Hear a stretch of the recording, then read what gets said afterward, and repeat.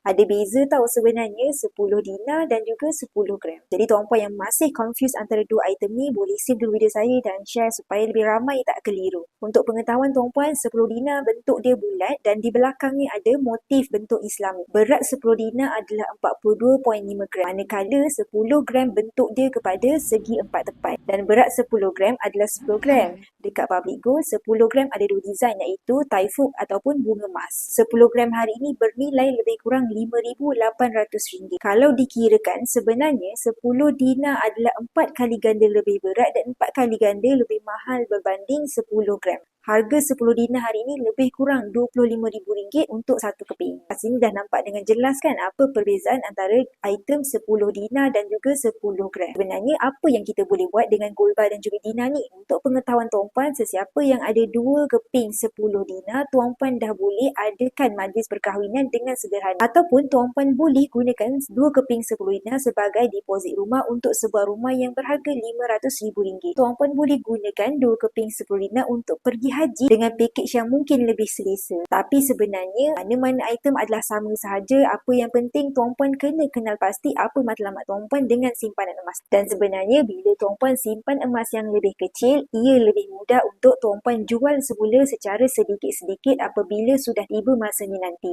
Yang lagi mudah, dekat Public Gold kita ada sediakan satu platform yang kita panggil sebagai Account Emas Gap yang berfungsi sebagai satu platform tabungan emas yang tuan-puan boleh beli gram emas sikit-sikit dan menabung sampai capai target gram yang tuan-puan impikan. Akaun Emas Gap Public Gold sangat fleksibel, tuan-puan boleh daftar secara percuma dan tiada komitmen bulanan. Jadi, buat sesiapa yang mungkin ada matlamat untuk pergi menunaikan haji dengan selesa, nak kumpul duit deposit rumah yang pertama, kumpul dana kahwin, boleh saja komen nak di bawah ataupun isi beg biru untuk saya bantu tuan-puan mulakan simpan emas yang pertama dengan Public Gold hari ini secara percuma.